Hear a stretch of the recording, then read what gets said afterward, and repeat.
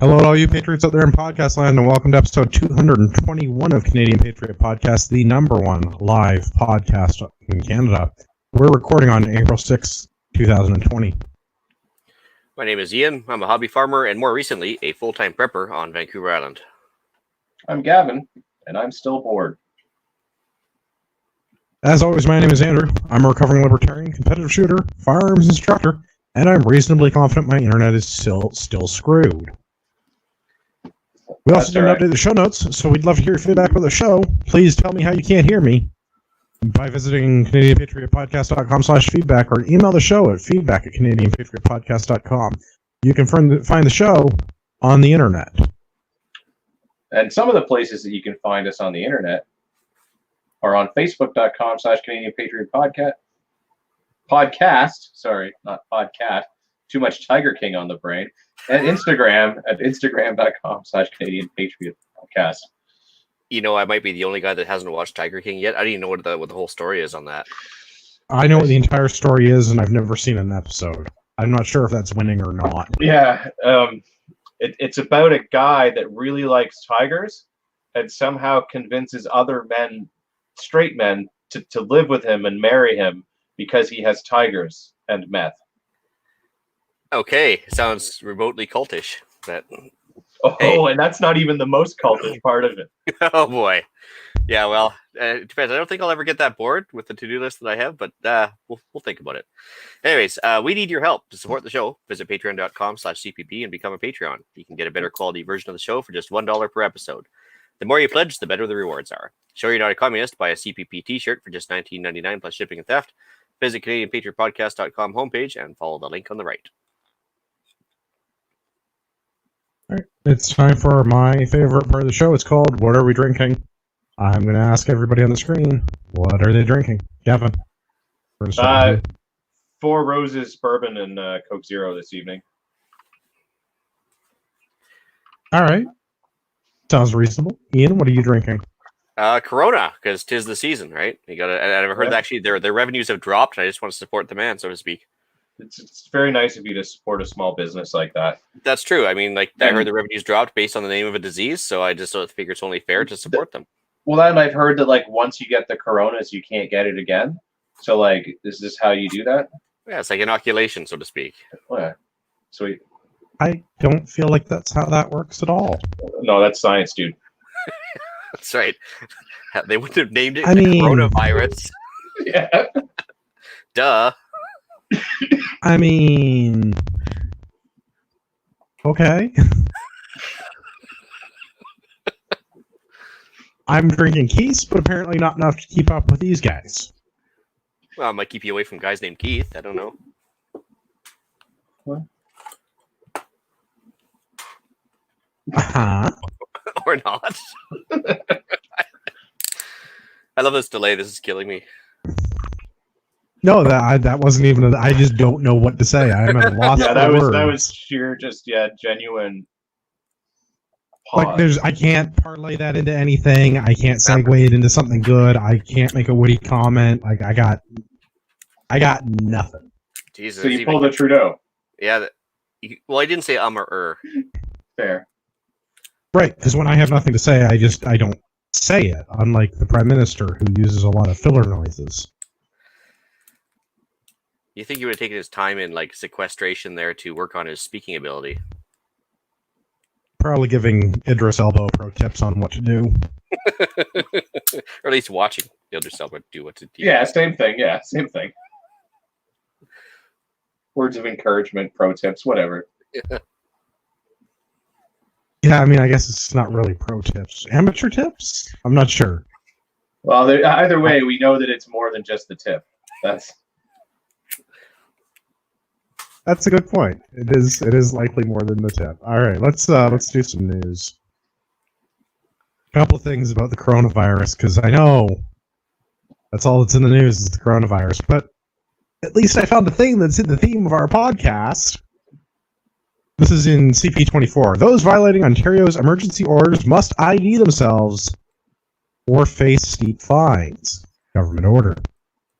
Papers, please. So, papers, please. So for you essential workers that are still going out, well, I guess this applies to anyone, but if the agents of the state, because this applies to any, and I had not heard this term before, provincial offenses officer.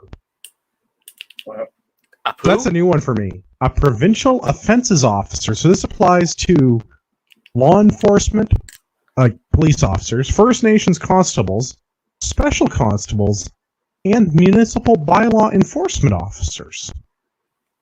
I do love the acronym. Yeah.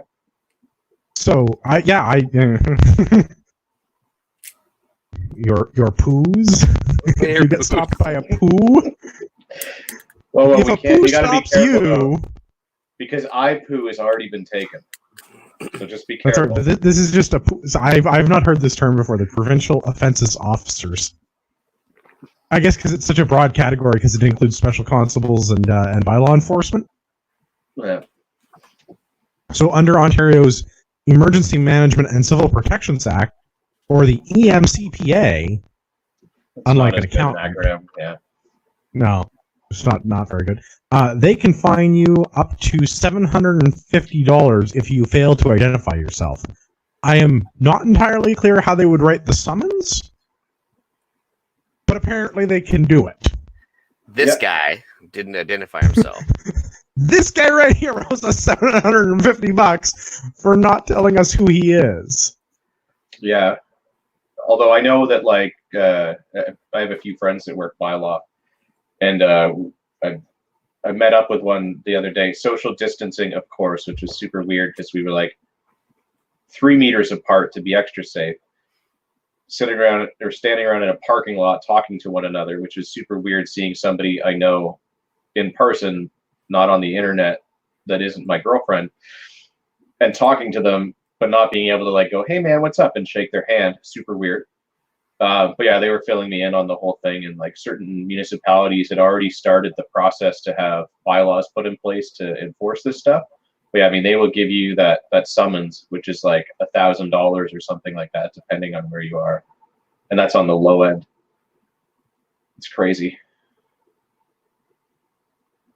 Well, that sounds ridiculous. Well, it looks like they're taking good advantage of the crisis to increase their authoritarian powers. Well, this is part of the theme with where I'm kind of going with some of these stories, is that the government seems to be using the let no good crisis go to waste mentality. Let's fine everybody $750 for refusing to identify yourself. Well, I mean, with everybody now on the dole, they've got to do something in order to get that money flowing back in, right? I mean, I suppose. The other thing under this Emergency Protection Act that is separate but related is they can find businesses and put them in jail. So if you're violating these things, you can get a $100,000 fine, and if you're a director of a corporation, you can get a $500,000 fine. The corporation itself can get a fine up to $10 million. Yeah. So, yeah, I guess papers, please. Sounds like a good way to nationalize some industries too. $10 million. $10 million fine. They can't pay it. Well, we'll just take your business. I mean, the provision is in there. You know, the Liberals have already said that they will start buying up companies if they need to. And universal basic income is a thing now. How do I sell a business to the government? I could use a couple $1 million. Yeah. You could like double the outfitting of the military with tactical equipment. Yeah. Yes, the military that's going to fight the coronavirus. Yes. Oh, yeah. I mean, it's not in the it's not in any of the articles, but you guys see there's a national voluntary call up. All reservists that want work are being offered full-time positions and pay from now until some point in the summer and or the end of this crisis. Yeah. Yeah, I do believe the ad ended with something like, "Would you like to know more?" Something like that. Desire to know more intensifies. Yeah. No, I think it's definitely a good chance for them to increase power. I don't think they'll give it up at the end of this. That's for sure. No, I don't. Yeah. I don't think so. And I mean, I think there's the next article is sort of the segue into where I think that's going is This is the excuse. This is Mark Saunders, the chief of police of Toronto. This is another CP24 article. This is about lives. Saunders says police will be out enforcing distancing laws this weekend. So, Mark Saunders, obviously, for everybody out there in podcast land, is the chief of police for the Toronto Police Service. And we're already doing this under the guise of, it's for the children. We have to think of the children. It's about saving lives, everybody. It's definitely not a cash grab. We're definitely not trying to use this for anyone that we feel is misbehaving and not following the government rules. If it saves just one life, it's worth it, Andrew. Come on. Yeah, and I mean, they're certainly not considering using cell phone data in Toronto to see where people are congregating so they can go and hand out tickets to those people. They would never do that. And the cell phone carriers are definitely not going to immediately comply whether they are legally required to or not. Yeah, that would never happen. So we were talking about this before the show too. Is like, so these guys manning the border on the bridge on the border with Quebec there in Ottawa. So these police officers are sticking their head in vehicles to make sure these people actually belong where they're going, and they're sticking their head in thousands of cars per day. So sooner or later they're going to get disease, and they'll spread that disease to thousands of people per day. So how is that saving lives? I couldn't tell you. I don't remember what the stat was. I was reading something in the American media earlier over the weekend. And something like 1/3 of the New York Police Department, the largest police department in the United States, something like 1/3 of their officers are off sick with coronavirus now. Huh, it's almost like that didn't work. Weird. Yeah. I mean, on the plus side, though, if you get a fine and you don't pay it, you'll go to jail. But they're letting out nonviolent offenders, so boom, loophole. And violent ones too. You're reading ahead, but yes. You're implying that I'm actually reading anything and not just making this up off the top of my head as I go along. No, you just can't make this shit up. It's true. I guess on the specific note of Toronto and saving the children, Toronto's bylaw ticketing process is $1,000 fine for people that are violating the social distancing rule. So I guess they have their 2-meter sticks, and if you're closer than one hockey stick length apart from one another, you get a fine. Their fine is $1,000 up to $5,000 once convicted. Yeah. No big deal. Yeah. It's fine. I mean, the erosion of our civil liberties and everything, who cares about those? It's a minor detail, right? Yeah. There's more bylaws. This is down in Hamilton area. This is in the Hamilton Spectre. Hamilton bylaw hands out 19 tickets for people caught at waterfalls, golf courses, and escarpment stairs. So Hamilton closed a whole bunch of stuff and sent bylaw enforcement out to playgrounds, skate parks, escarpment stairs, waterfront trails, beaches, waterfalls, dog parks, golf courses, and boat launches. And they handed out 19 tickets this weekend for people going hiking. Yeah. I mean, this is where I see it funny. Like, you see all these people like, oh, it's self-isolation or social distancing, not stay-at-home day. And it's like, well, yeah, but, like, where the fuck am I supposed to go and hang out? Because I can't take my boat out because the boat launches are closed. I can't go for a hike, especially on the escarpment, because all the stairs are closed. All public parks, provincial, municipal, and federal are closed. Where am I supposed to go? Like, you can't even go fishing. I walk the same streets and trails I walk every day. Yeah, but technically, I don't live the streets are open. GTA. The streets are technically open, but even then, if you read like the Ontario State of Emergencies thing, it says that all public places. Well, roads are public places, sidewalks are public places.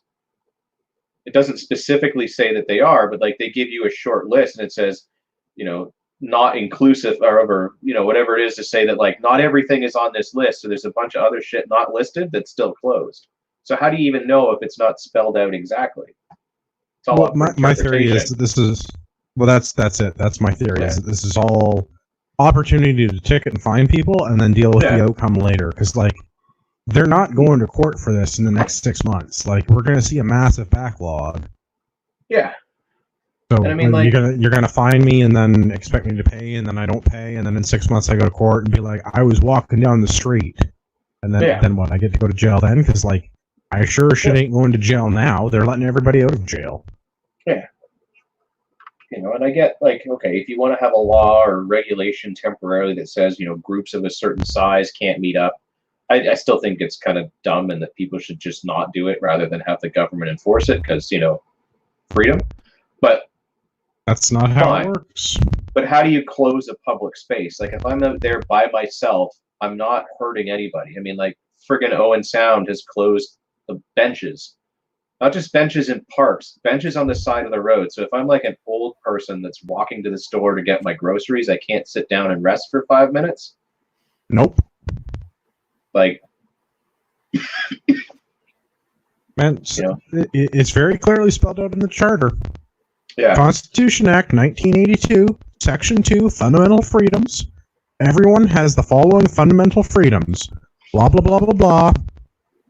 Item C, freedom of peaceful assembly, and D, freedom of association. Except for the whole first clause in the thing. The Canadian Charter of Rights and Freedoms guarantees the rights and freedoms set out and is subject only to such reasonable limits prescribed by law as can be demonstrably justified in a free and democratic society. You get the rights we fucking tell you you get, and that's it. Subject to change without notice at our pleasure. Fuck you. Yeah. But I mean, like, that shit's not even worth the fucking paper it's printed on. They should just roll it up and smoke a giant doobie with it because that's about all it's good for. Well, that's my point. The entire the first paragraph in the charter is like, you get all this stuff that we say you get until we tell you you don't get any anymore. Yeah.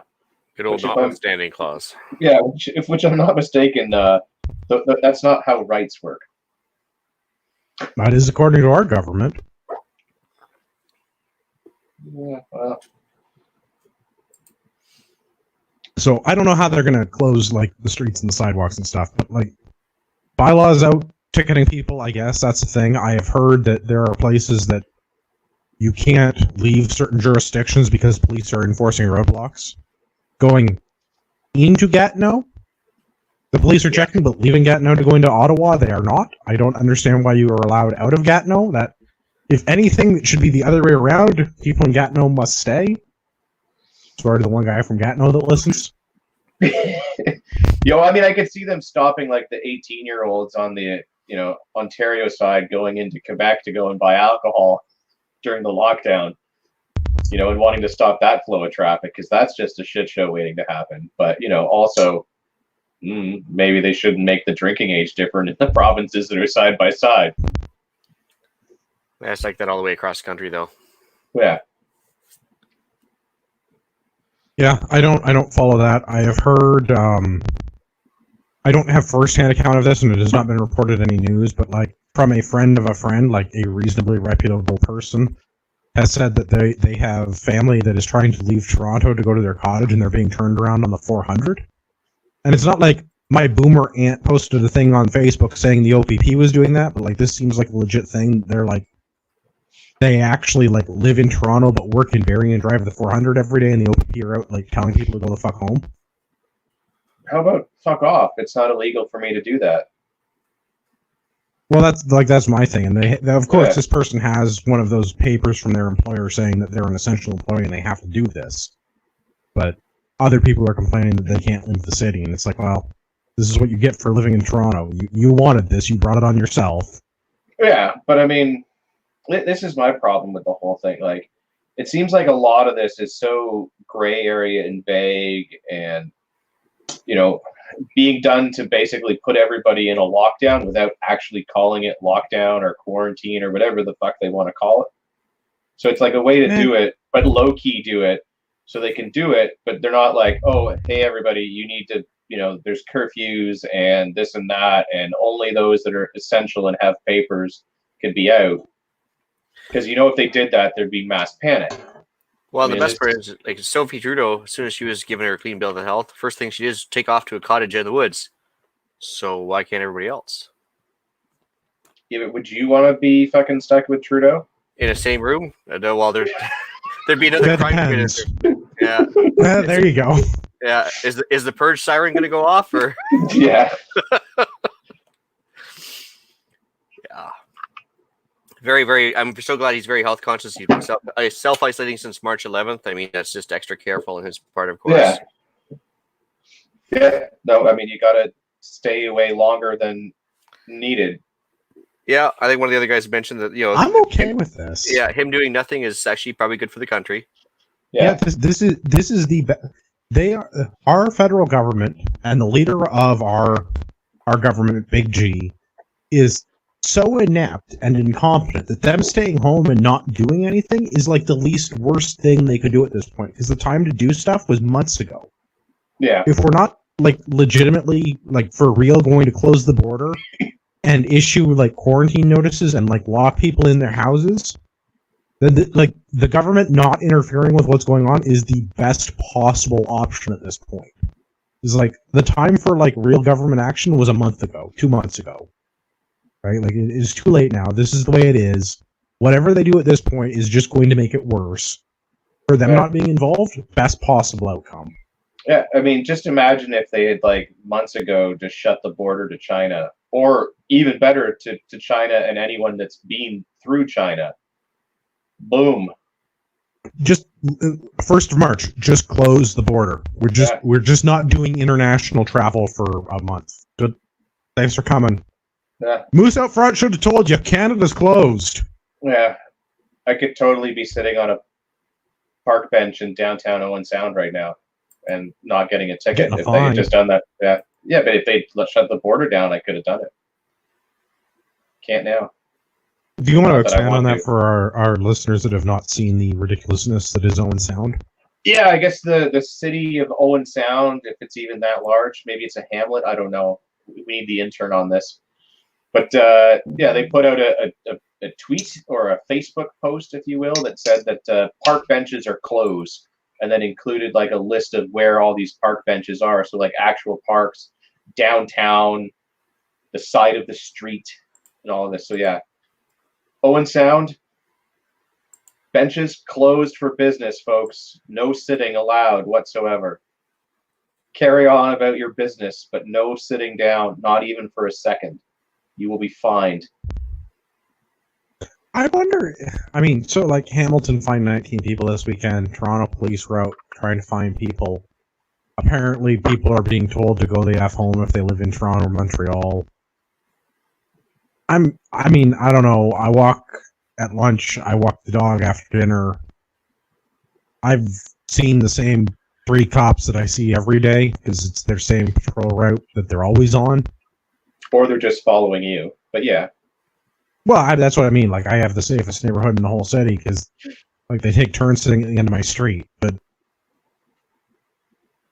I mean, I have not seen them issuing tickets. I have not seen them doing anything. I walk to a large park-like area. I guess technically it's a park, but I mean, it's a large green space. I don't know. There's nobody out ticketing anybody. There's no bylaw enforcement. I see the cops drive by and they don't get out. Yeah, I mean, one of the questions I had about this whole thing with like everyone saying that like public space is closed, does that include Crown land? That's a good point. I think at the federal level it does not. Provincial parks and things are closed, but yeah, but I mean, if Ontario, the state of emergency, has declared all public space closed, I mean, again, it starts getting into is the road public and the site. Well, what about Crown land? Is Crown land considered public space? No, I think it belongs to the Queen. Because the Ontario Ministry of Natural Resources has come out and said that, like, you know, hunting regulations are still in effect, implying then that, like, we'll see. Well, I think they were trying to say that, like, you know, you can't just go out and shoot whatever you want now. But, you know, the flip side of that is also then that hunting season still exists. I'm excited for the day that I can go out and shoot whatever I want. I got a list. Agreed. But, like, so if hunting season is still open and fishing season is still open, and I need to do those things in order to eat, then Crown land is not public space, so not all public space is closed. Like, it starts getting into this weird, like, confusing area. And that's why I think they've purposely, done it to be so vague. So, yeah, they can just issue tickets to whoever they feel like isn't going to fight it and generate that revenue. Especially if you're transiting to Crown Land from your house. What can they say? Yeah. I was going to segue a while ago and I didn't, and we got distracted. Back into this news. This is in Niagara Falls Review. Man who lured teen released from Thorold Jail in part due to ongoing coronavirus concerns. So I think we talked about this last week, the week before. They were talking about letting all the inmates out. A 28-year-old man who had an inappropriate relationship with a 14-year-old girl was released from custody. He's been being held pending his trial. He's admitted to his wrongdoing, and they still let him out of jail. He's pleaded guilty. He was still going through the court system for, like, whatever part of the court system they still had to deal with. And the judge has let him out. Maybe it's time for a new hunting regulation. They can issue some new tags. Well, that's kind of my, like, I'm not good. We're going to issue $1,000 fines for people not staying 2 meters apart, but hey, if you take sexually explicit photos of a minor, I guess you don't have to go to jail now? Well, as long as you stand 2 meters apart when you do it. Who's got that kind of camera equipment? Yeah, no, That's actually terrible. That should not be funny, and I apologize for it. People who touch children deserve to hang. That's my stance. Don't really care. That I was trying to make a joke, and in retrospect, I regret it. No, don't 10 out touch of 10 kids or I'll shoot you. Yeah, 10 out of 10 agree. Hanging is the best way to deal with people that do anything to kids. Because you can reuse the rope, because they're not, like, I would shoot them, but they're not worth the bullet. The rope gets reused, so the cost on that goes down exponentially the more we hang. Yeah, so, it's reduce, recycle, reuse, right? Yeah. Organic, fair trade, low carbon footprint. It's good for the environment. It makes you feel good, too. Lowers Just hang pedophiles, yeah. It's totally good. I think this one's in your neck of the woods, Gavin. I don't know where exactly Hillcrest Mall is, but I understand it's in, like, Richmond Hill. Yeah, that's like half hour, 45, half hour north of me. Yeah, so roughly. There were some releases in a couple of news sources about this. I think I saw it on Sun. I definitely saw a video about it on Global. But the best write-up is in True North News. Freed prisoner charged with attempted murder after a police officer viciously attacked. That's right. This guy got into a knockdown, drag-out fight with a cop and did well. Like, he kicked this cop's ass. The video is embarrassing. If I was York Regional Police, I would be embarrassed. Because, like, they got their butt handed to them because they were not willing to shoot this dude. It turns out this dude just got released from jail. Yeah. I mean, that's kind of the biggest problem with this whole, like, releasing prisoners thing. Like, they may be in jail because of something non-violent and minor, but maybe they've also done other things they haven't been caught for yet. Are you saying that a criminal does more than one crime? I'm saying a lot of criminals are habitual. They recidivate. Recidivate? Yeah. But I mean, the rate of recidivism amongst criminals is much higher than everyone else. Yeah, but a lot of the time you look at it and you see, like, I mean, the really bad guys that get caught because of something stupid, which leads to the discovery of information about them, which leads to, like, oh, so you're also a murderer and a rapist, right? Like, it's a seatbelt infraction or something stupid, that leads to that. So yeah, like, letting low-level criminals on tax evasion, right? Yeah. Ted Bundy on traffic violations. Well, yeah, and then what's his face? The Canadian guy. I don't like to think of their names, so Shit rat A and B, yes. Yeah, that guy that did all those bad things to the kids. They caught him on something stupid too, like a traffic violation, didn't they? The one whose wife is now. Yeah, that's the one. Yeah, I think they got the wife on a traffic violation. I don't know what they got Bernardo for. So, like, that's exactly, I mean, probably through all that. Like, so, like, that's how that stuff happens. So sometimes these people go to jail for stupid things because, criminals like to criminal. And, like, while they're in jail, they don't murder and stuff like that, or at least not as much. If it is, it's other inmates, so nobody cares. So, like, don't let them out. Just keep them there. Like, Well, They that's get what I sick, mean. treat them, but don't let them out. This guy on the attempted murder charge has been out of jail for like, I think it said hours. The urge is same just day, too strong. He got out of jail and picked a fight with a cop who was sitting in a cruiser in a parking lot. Like, Yeah. it's not like he was like pulled over while he was driving with a trunk full of coke. It wasn't like he was robbing a bank and a cop happened to walk by. Like, he went and picked a fight with the police. Yeah. I mean, it's not like you can even make this shit up anymore, you know? Like, it's just like... Well, I mean, I don't want to be overly critical of York Region and their officers, but, like, for whatever reason, this constable decided to get out of his vehicle and then had his baton taken away from him and was struck about the head and shoulders 8 times while trying to make a radio call for backup rather than just shooting this dude. Or just like, closing the window and using the radio in your cruiser. And that's what I mean. Like, I don't know. Watch the video. The video is, like, it is not good, and this is a long fight, and it's not a very good fight. Like, this is not, like, UFC level fighting. Like, this guy, like, hits him a little bit, leaves, comes back, hits him again. Like, it goes on for a couple of minutes. So it's like WWE fighting. Well, you know what? I think it's... Go ahead, Andrew.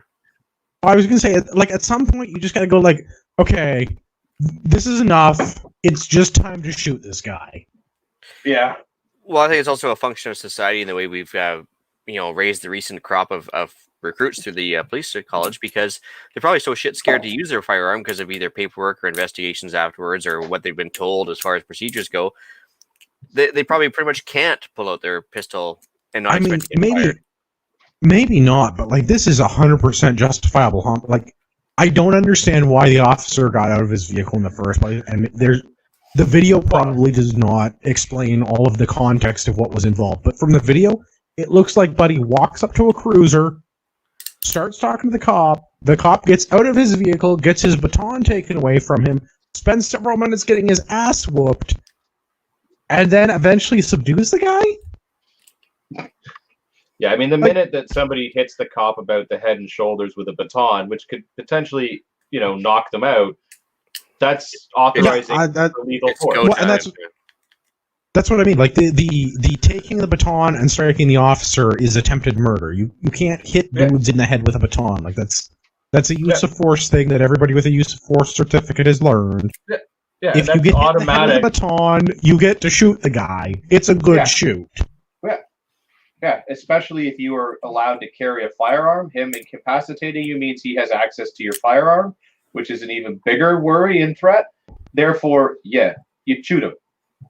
Just shoot him. Right? Just shoot him. Boom. Like, yeah, it's a little extra paperwork, but you're going to be fine. Just shoot him.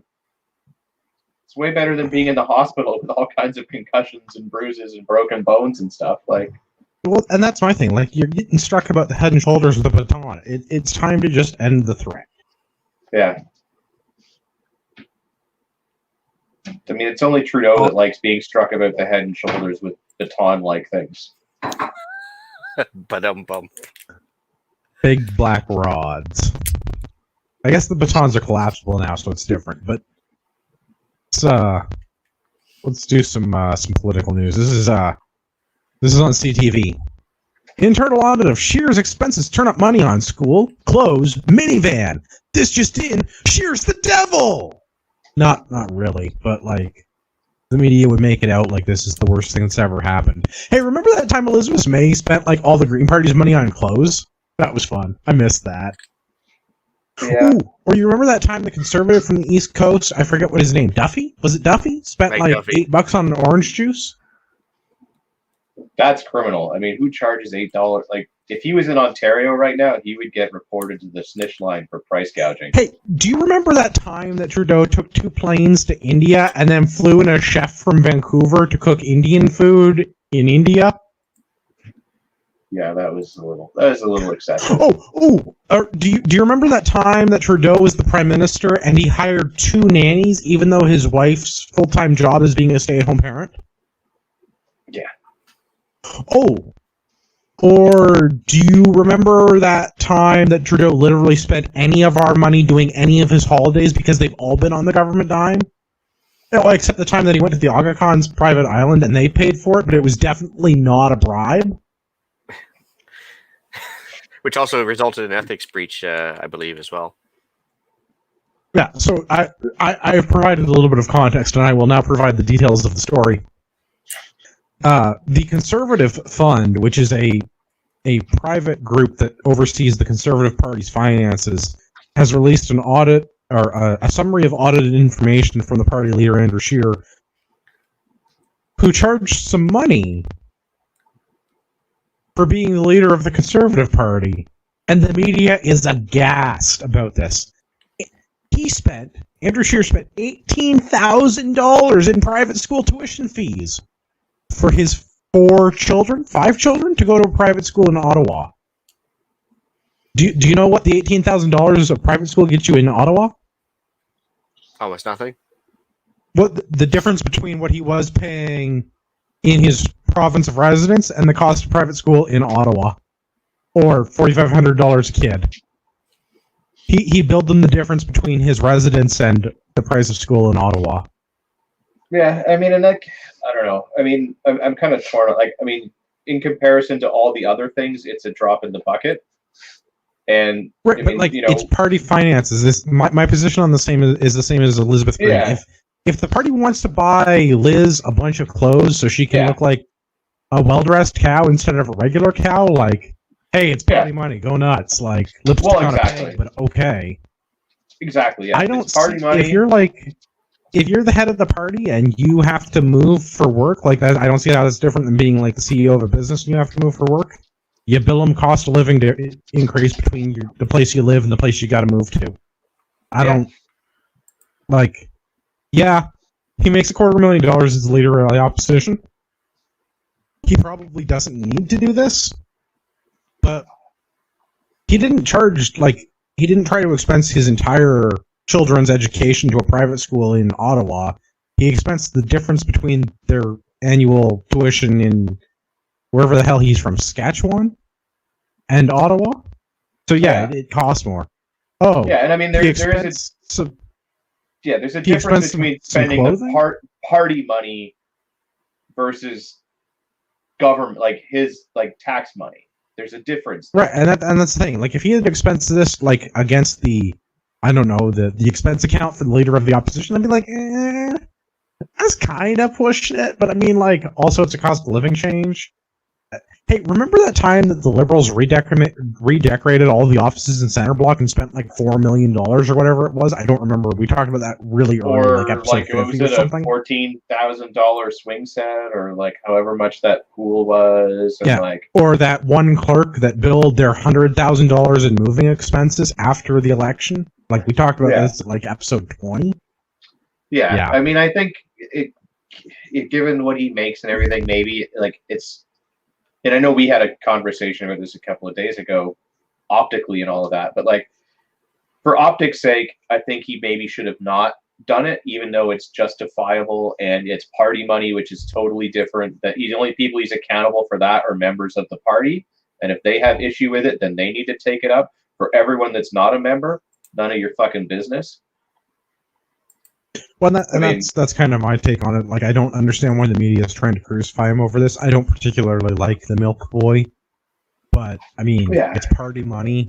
I'm being consistent in my stance. Like, when May spent a bunch of party money and bought clothes, like, I think it's dumb, but whatever. It's Green Party money. If that's what they want to do, that's like their prerogative, I guess.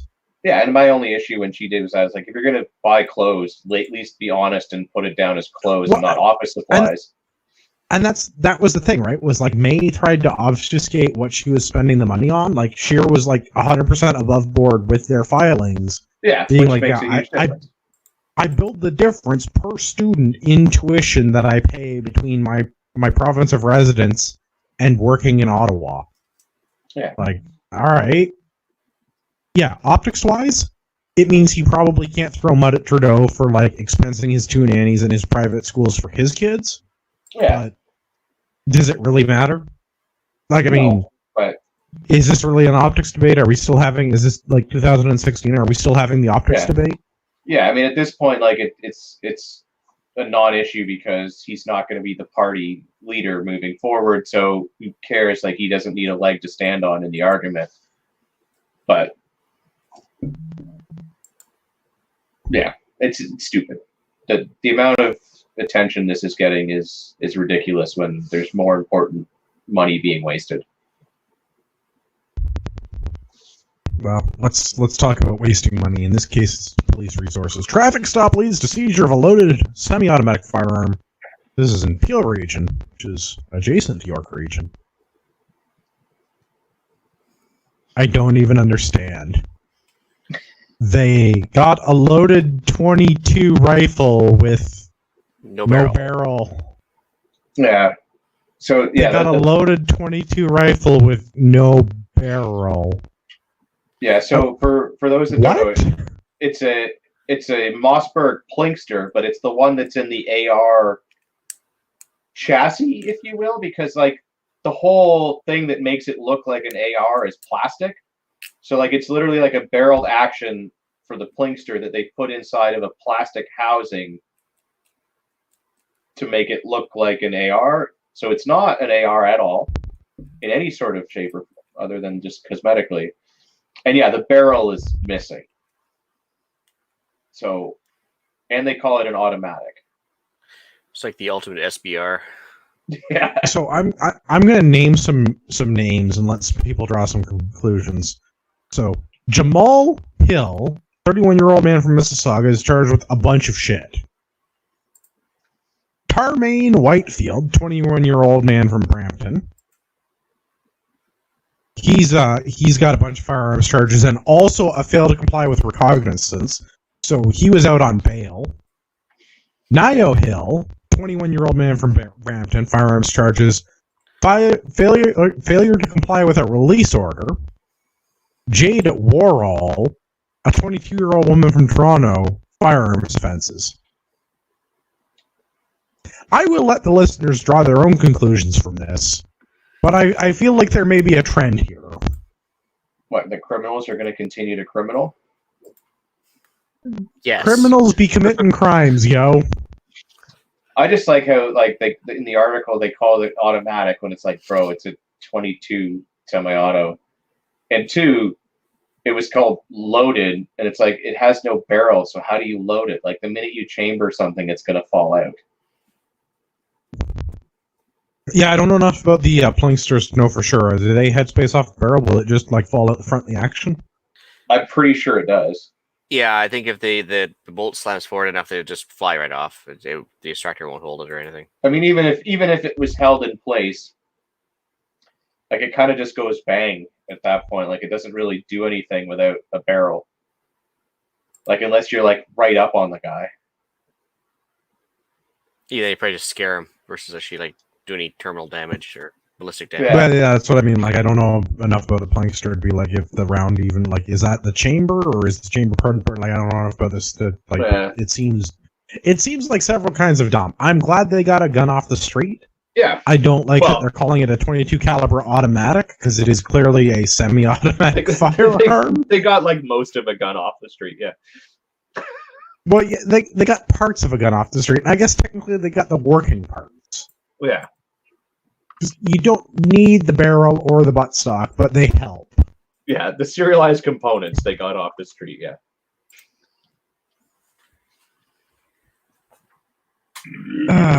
Let's start moving towards how we're not a serious country. This is in the Financial Post. This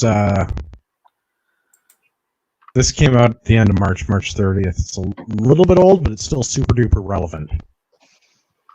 Half of Canadians say they are on the brink of insolvency as coronavirus threatens to burst consumer debt bubble.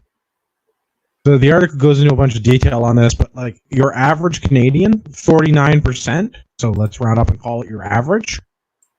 Your average Canadian is saying they are $200 or less away from being able to meet their financial obligations every month. 25% of those, so 25% of the 49%, so for easy math, let's call them a quarter of Canadians, say they're already unable to meet those obligations. Your average Canadian, I don't care how much Costco toilet paper you're hoarding, you all gonna die. You all have no food, and you all gonna die. Yeah, but like it's okay because they'll just chalk that up to coronavirus deaths to up the stats. That's right. You got to bump those numbers. Yeah, rookie numbers. I knew that a lot of Canadians were close to being insolvent. Like I previous to reading this article, I thought it was something like half of Canadians are like one paycheck away from not being able to like afford the basic necessities. I did not realize it was $200 away from not being able to meet their obligations. And a quarter of Canadians can't. Well, we call it like it's a double-edged sword, right? First of all, shitty financial planning, but second of all, it might be just a mild case of overtaxation on a lot of fronts. Mind you, lower income people, I guess, don't get taxed as much, but it's all relative. If you don't have a whole lot to give, every penny counts, right? Yeah, no, even with the graduated tax rates, I get it. But I mean, yeah, I think it's just the average person just didn't think beyond next week, so we call it Tarzaning from paycheck to paycheck. But yeah, I mean, because the government's told them for years and generations now that they're going to take care of them no matter what happens. So don't worry about it. Versus like the old, farm folk or like, the old rural people that, knew that shitty winter comes along, you're going to have to feed yourself. That's just the way society's going, right? That's the part that I didn't like. I knew that people were like living paycheck to paycheck. Like I figured the average Canadian is one paycheck away from like not being able to buy anything without having to use credit. I did not realize that a quarter of Canadians cannot meet their consumer debt. Like, you currently have more debt than you can service.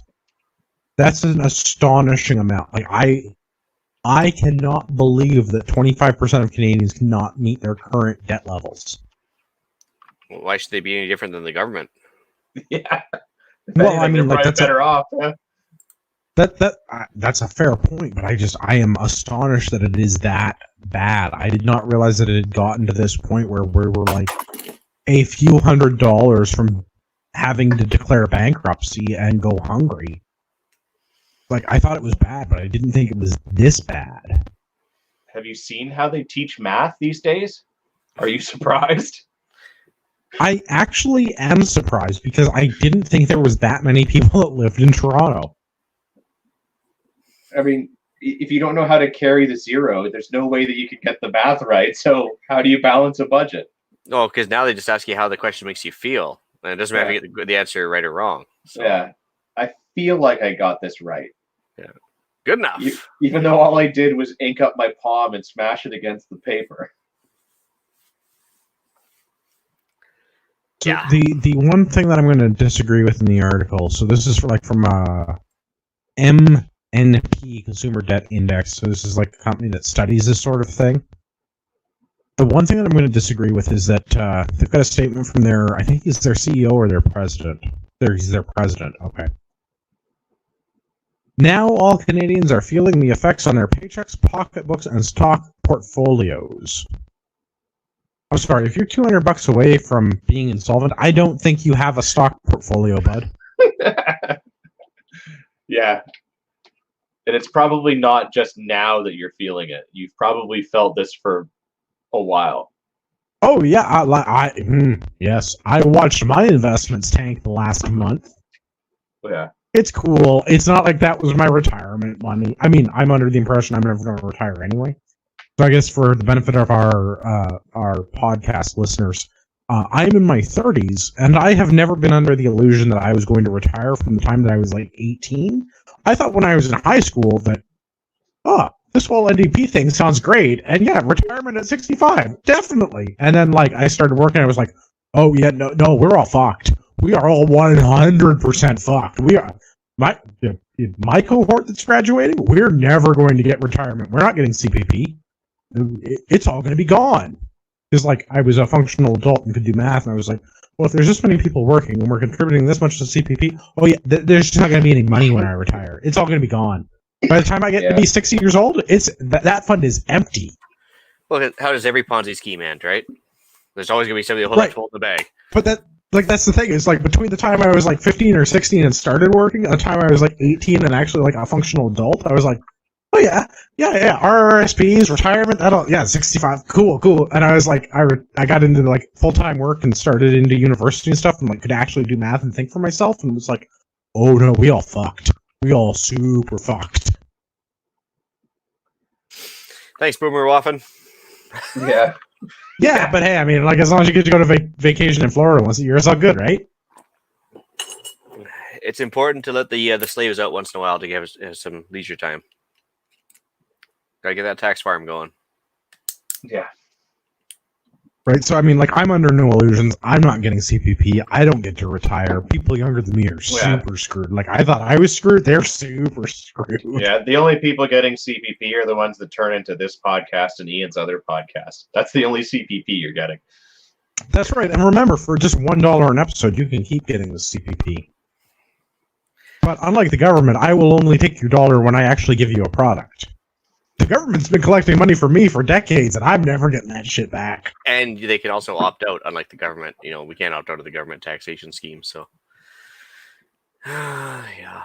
Oh, the YouTube is making hurtful comments. Yeah. The mailman from New Brunswick says, I could tell you a joke about your pension, but you wouldn't get it. Yeah, I believe I agree with the Albertan when he says Alberta would be better off with his own pension plan because it has assets to back it up. So, sure, yeah, I agree. Yeah, I agree with that. That's why I put money away, because I have my own pension plan, because I know I ain't getting shit from the government. Yeah, well, that's my thing. Is like the government takes 40% of my salary at source, and I ain't getting shit. I'm never gonna get to retire. Like, I'm not getting CPP. Money's gonna run out. Like, it does. Like, the CPP just does not make enough money to continue paying out. It's got maybe 15 years left. And if we're still doing this in 15 years and I'm wrong, you know what? Write the show and tell me I'm wrong. But my math is about 15 years. Okay. So you're telling me I have to retire in 15 years or less? Yeah. Or less. And I don't know if we're going to keep paying it out at that point. Like, the way who knows what this current, like, the way that the market just went in the last month, like the absolute skull fuckery that just happened. Like, yeah, it's not like a regular RPP. If it just because you're retired doesn't mean your Canada pension plan vests and it's guaranteed. No way. It's Yeah. As soon as they decide it's done, everybody's done. There's gonna be a lot of surprise people there. well, and that's what I mean. Like, if the market was still in the state that it was at the 31st of December 2019, the way that the math is something like between 15 and 20 years at current withdrawal rates and at current death rates and everything. Like, we had enough money to keep going for like 15 years. Maybe we could like push to 20 if we had enough people still paying into it at the rates that we were paying into it. But every year, less people pay into it. The gig economy keeps growing. More people are not paying into it. People are paying into it at lower rates because a lot of people are not at the 40% tax bracket that I'm at. Like, there's more and more low-skilled jobs. There's more and more low-wage jobs. Everybody's in service jobs where they're getting paid minimum wage. Like, we're not servicing the debt on the fund. I mean, okay, good. The boomers are all going to die off soon, but like the money's going to be gone as they're dying off. So it's not like it's going to there's not going to be more money to dish out. The corona will help that. They'll withdraw a little less for a little longer because Well, and that's what I mean. Like this whole coronavirus thing. What's happened to the market? And Maybe our savior. What's likely to happen to the boomers? Like, maybe that screws with the model and it's not 15 years anymore. But like the old model was like 15 to 20, and we're all kind of screwed. So yeah, maybe you get 25 out of this if all the boomers just disappear. I don't know, man. Even if all the boomers disappear, and I don't think they will, like, what's the kill rate on? Even if it's at 10% and it's all boomers, that's still not enough to, like, make a significant dent. Yeah, not that I wish death upon the boomer often, but, like... But just, like, use some cheap houses, like, you know? Yeah, like, so imagine if they did all disappear. One, yeah, like you said, the housing market would be pretty good. And two, imagine how awesome gun clubs would be. Like, they're already awesome. A lot less fuddery. There'd be a lot less FUDs, yeah. I mean, part of that, yes. A lot less FUDs at my gun clubs would definitely improve my shooting experience. But also, if the boomer waffen all die off, the housing market tanks, we're all without jobs. Like, we are 100% all without jobs. Like, that the economy will crumble. So what it's doing right now? No, like on worse, much worse.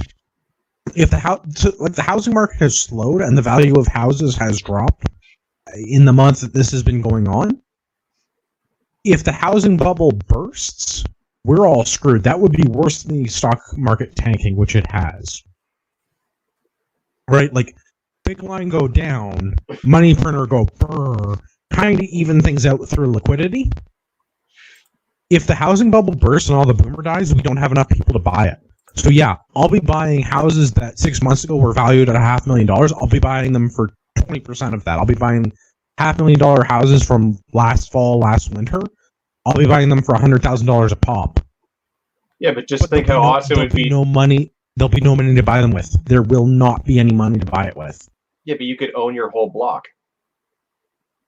Right, but you'll be living in Detroit. Yeah. I've got enough. You'll have no police. You'll have no block.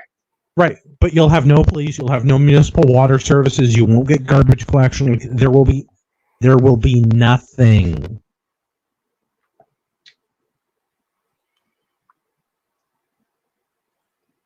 All I'm hearing is we need a compound. Oh, and this is how we go about it. Yeah. Yeah, a big old compound, a county-sized compound. Yeah.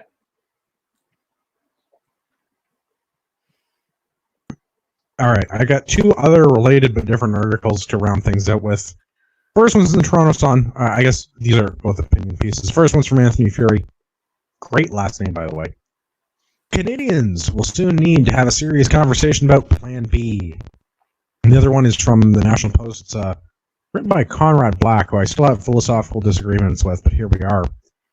Canada must return to being a grown-up nation now and post-COVID-19. So, I mean, like, different flavors of the same thing. Public health crisis, market crisis, economic collapse. We're all in lockdown. We don't know what this means. Erosion of civil liberties. Reliance on internal manufacturing and energy policies rather than importing everything from other countries. It's kind of like what I was already on about with my little rant about the economy and the boomer waffin. I don't think I want to pull out anything particularly from the articles, because I've kind of already started touching on the things that I thought were important, because the drinking.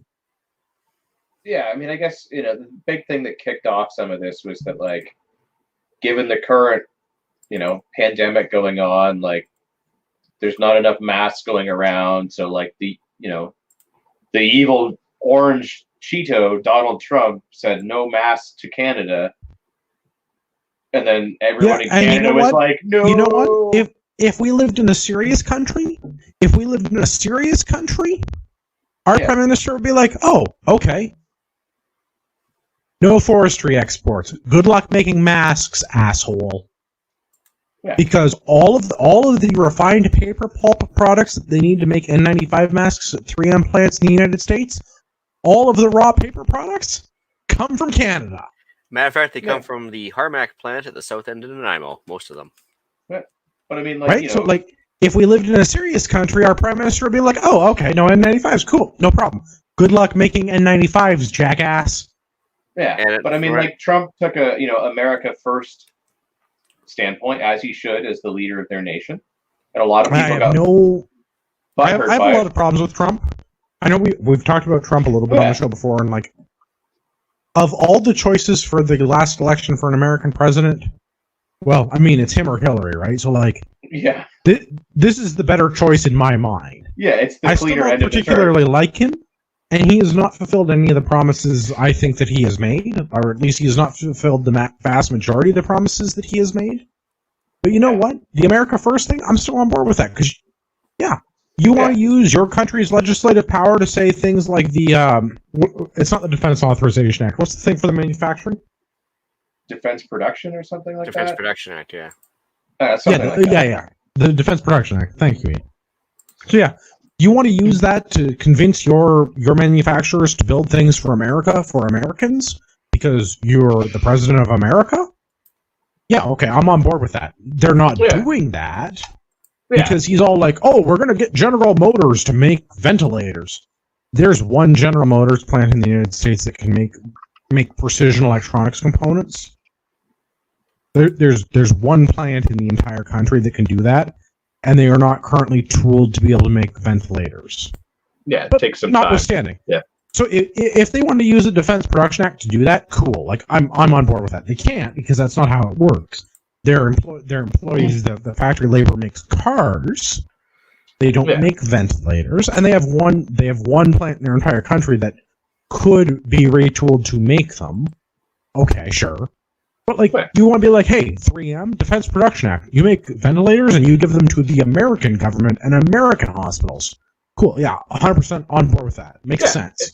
It sucks but if for we us. Were a serious but if we were a serious country, we'd be like, yeah, about that whole like America first thing. How about like America like first 90%, then you give us some because we're providing the raw materials that you need to make those with. Well, I mean, if we were a serious country, we'd be manufacturing everything that we need ourselves. And I think that's what Conrad Black is getting at with the whole thing, was that like we need to stop relying on other countries when we could just build shit ourselves. But people don't can't want build that. shit ourselves. I mean, I guess so. We could build shit ourselves, but we're not going to. Yeah, and that's maybe I'm wrong at the end of all of this. Maybe I'm wrong, but like, there's too many people that are happy to go to Walmart and spend the lowest price to get the product when it's made in Malaysia or China or wherever, because paying 20% more to have it manufactured domestically is too much money. Yeah, well, I mean, that's where we get into that whole problem of I want it for the cheapest price possible, but I also want it made domestically. You can't have both. And that's the thing. That's the whole reason why we do offshore manufacturing, is because you can't make things cheaply here. A lot of it is not even because of the wage requirements, because skilled Canadian labor costs more money than skilled Chinese labor. A lot of it is the overhead for the regulatory stuff to do with the environment and the government. Yeah. If you want to make things here, you have to make it so you can actually make things here. You know why we don't make denim in this country? Because the EP or it's the NRCC, the National Research Council, I forget which our regulatory agency is that does clothing, but they're like, oh yeah, using a lot of water and dye is bad for the environment. Have you thought about fishes? Because China don't give a shit. They just dump it in the ocean. What? Yep. It's not like we live on the same planet that uses the same fucking ocean or anything. Yeah. But they don't have to see it, so it's so much better. Yeah, but when you have a population that eats bats, they don't give a shit what goes in the water. Yeah, that's a good point. That's a good point. Yeah. I don't know, man. Like, we could do domestic manufacturing. We do a little bit of domestic manufacturing, but like, if we wanted to seriously do domestic manufacturing, why did we kill our aerospace industry in the 50s? Because it's way cooler to sink the coolest plane around at the bottom of a lake than to actually manufacture it and be like, leading the world. And right, but like 3M, as an example, 3M operates domestically in Canada. They make sandpaper in London, Ontario, but like, we don't encourage them to domestically manufacture N95 masks at stores where we get the raw paper products in BC. Yeah, so I mean, truck them to freaking Minnesota. So one of the things I've learned about, I don't know, some of this supply chain nonsense, given my actual job, a lot of these plants all go by the whole lean process and Six Sigma and all these like business buzzwords and like ISO and all these things that like people think are cool, and they try to do all this certification because it makes you a better company, even though it doesn't. So one of the companies I used to deal with used to manufacture everything for the Canadian market in Canada. So their plant in Kitchener made everything for the Canadian market. They switched that model, and now because business is so big and everything, they have multiple plants across North America and the world, that the plants have to compete for the product that they want to build amongst the other plants in the same company, because it is more cost effective for one plant to make one thing.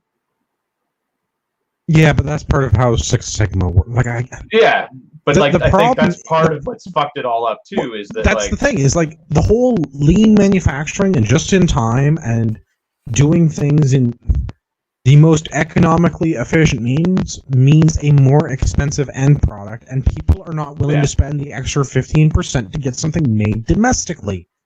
Yep. And I don't follow that logic. I just don't follow that logic. Okay. Like, I run a business, right? Like, I run Ragnarok Tactical. And we sell Canadian products, then we sell American products, and then we sell European products, and then we sell anything we can't source from those places. Because I have a hierarchy of, like, if we can get it made in Canada, I want to sell Canadian-made things. I want to work with other Canadians, and I want to sell Canadian products. And if we can't do that, then we go to, like, the best stuff we can get that's made in America. Because HSGI, basically. Like, that's basically the thing. Yeah. HSGI is only made in North Carolina. So we get stuff from North Carolina. I don't understand this thing where people are like, well, I have to go to Walmart and I have to buy this thing made in China, because if I don't buy the $15 TV and I have to spend $20 and that's too much money. I don't understand that. There's the same people that spend $20 at the VLT in the bar after they pay full price for a premium drink and everything else versus drinking at home and saving the $5 for the TV. Well, but so I understand. I mean, I understand going out to drink. There's the experience of that. There's the going out with friends. There's the social aspect of that. Like, I get part of that. But like, I'm a person who I do not shop in Walmart. I cannot tell you the last time I shopped at a Walmart. I don't know. High school, maybe college. I don't know. It's probably been 10 years since I've been in a Walmart on purpose. Like, I don't support the business model. I'm not buying shit made in China. I try to avoid shopping. Canadian Tire is a weird one. I shop at Canadian Tire, but I try to buy their domestic products first. You know their plastic buckets are made in Canada? So are the rubber boots. Right? So, like, there's stuff at Canadian Tire that you can actually... I know everybody jokes and it's China Tire, and a lot of their stuff is Chinese shit. Yeah. But, like, there's also stuff there that's produced domestically. So if I can get the domestic one, I buy it first. If I can get the North American one, I buy it. Like, and I mean, I know I'm in the minority in that, because, like, I live near a Walmart, and I see everybody pulling in the parking lot every day, and I see them spending their fucking benefits, government subsidy, whatever, at the Walmart, because that's where they go to shop. And I don't understand the mentality. I don't get it. The workers are not paid well. The companies they're dealing with are usually terrible. Like, I don't understand why everybody's like, yeah, I have to stretch my dollars to get the most buying power, but, like, when you're buying crap products that you just have to replace, I don't follow why you're buying crap products. Yeah, there's definitely a trade-off, right? There's that I'm spending a little bit more to get a quality product that's going to last. So the value is there because I don't replace it as often. Versus, I don't need the Gucci product, but I also don't want the, Chinese-made piece of garbage that I'm going to have to replace 3 times and spend, way more money in the end. But people don't think about that shit, right? Like, well, and that's the thing. It's like, I don't know why that is. Like, I mean, maybe it's a time sensitivity. Like, maybe they have that high time preference. That, like, oh, I need it right now. It has to be right now. Like, but that's probably the same people that are like the 25% of Canadians that are not able to service their consumer debt. Yeah. I mean, like, I wouldn't say that I avoid Walmart, but, like, there's certain things I will buy there because they have the best pricing on it. So, like, deodorant. If it's $1 cheaper at Walmart for the exact same thing, it makes sense for me to buy it there. But I'm not going to Walmart to look for, like, shoes, especially work shoes that I wear 5 out of 7 days from 9 to 5. I will spend more money on those because I need them to last and be comfortable. And yes, if I can find that as a domestically made product, amazing. At the very least, North American made. Like, clothing and shoes and that sort of stuff is all really hard. And like, textiles in general are really hard to find domestically. There's very few companies that make textiles here because it's so heavily regulated. Yeah. But I really hope that we come out of this, that we have more domestic production capability, because, like, there was a time not so long ago in this country when manufacturing jobs were, like, well-respected, sought-after employment. Like, it was a job that you would have and make a reasonable salary on and live a decent lifestyle by working in a factory environment. And I don't mean like the Toyota plant not even turning a wrench, operating a CNC robot laser welding rig thingy. Yeah. Like, well, there used to be manufacturing jobs in this country that paid well. Provincially, too many, red governments drove that all out. I mean, look at Ontario. Oh, I know, and the price of hydro and everything else. I get that. Yeah, I mean, they drove them all out, and then more attractive deals down in the U.S. for, tax breaks and labor rates and everything, and then, overseas too. I guess that's actually a good point. One of my favorite things that have come out of this, at least in Ontario, time of use billing for electricity is gone. I mean, they put a moratorium on it for 30 days, 45 days, something like that. So our time of use billing in Ontario is gone. We're paying 10 cents, 10.1 cents per kilowatt hour now, regardless of the time of day. Because everyone's at home all day now in Ontario, I guess. Or at least in Toronto, which is the only place that matters in Ontario. I'm great with that. Like, what was our peak hydro rate? It was like 24 cents per kilowatt hour or something. It was more than double the off-peak rate. Yeah, which, I mean, that whole peak time thing or time of use thing was kind of crazy. It's like, I'm using the power now because I have to use the power now. If I could use it at midnight, I would, except that's the time that I fucking sleep. I can't run my business during that time. I can't run my microwave during that time because that's when I sleep. Well, see, so we actually use the time of use billing, and I'm particularly strict about this in our house. Is we do things during off peak when it's the cheapest hydro. So like, oh, you want to do laundry? Cool, you're doing it at night. Oh, you want to run the oven? Cool, you're doing it at night. Oh, you're not in the room? Turn the lights off. I'm that dad. You have a thermostat with a key and a lock, don't you? No, I have the app, and I'm the only person that has the password. Current year, bro.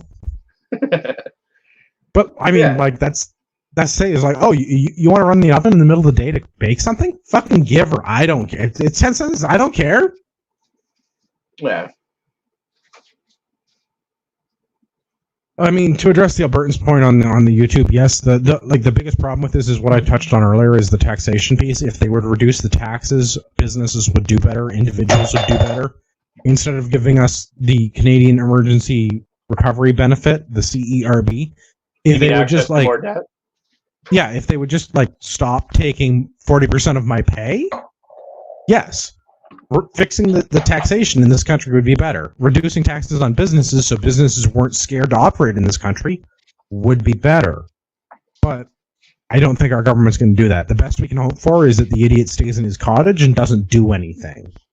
Yeah, doesn't make it worse.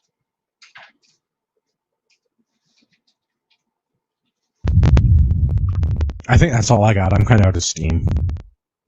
Yeah, I'm out of alcohol, so it's the same thing. All right, good enough. Somebody deleted the TACOM outro. It just says TACOM Canada ticket link. Follow the link. I guess that's because we're unsure as to whether it's going to happen or not because of the whole coronas. So yeah, if the Modelo virus hasn't wiped everybody out, TACOM will happen at some point in September.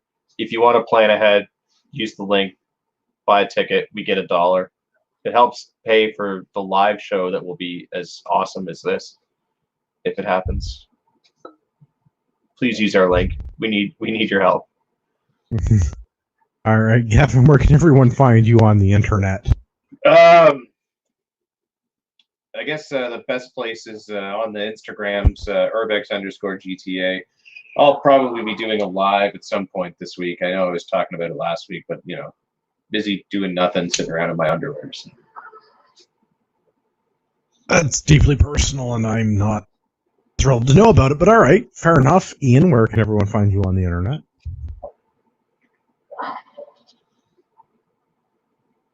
All right, Ian is muted and still talking. This is great content. Ah, dang it. Sorry about that. Anyways, you can reach me at theothertreat@gmail.com, or you can reach me at the other CPP, the Copycat One, Canadian Patriot Podcast. We record Sunday nights at 9 p.m. Eastern. If you've listened this long, you deserve a discount. Go to ragnaroktactical.ca. Enter the discount code Patriot at checkout. You will save some money. We value your opinion. Please email us. Feedback at CanadianPatriotPodcast.com. Let us know what you think. Explain to me why my audio suddenly got better 2/3 of the way through the show. Alcohol. Less recording by the man. Yeah. I'm actually convinced that it's just the time of day thing, and there's less people on Pornhub right now. Say it. Bro, isn't, don't though. even tell me about trying to get into the fucking Home Depot and Canadian Tire website to order stuff for pickup that I need to fix stuff around that house. Oh yeah, the Canadian Tire website the other day, they were all like, F you, we're not working. Totally Due to FUBAR'd. Due to unusually high demand, our website is fucked. Yeah, and they're only doing in-store pickup and shit now, and it's like, I can't even get onto your fucking website to order the things I need. Oh my god. Fucking We gross. also have to apologize to Rod Giltaca. Due to the busyness of the internet, we couldn't get on his website to book him. I guess he has a lot of fan requests. For all of our listeners out there in podcast land, I would like to remind you that you are the true North, strong and free. And wash your fucking hands.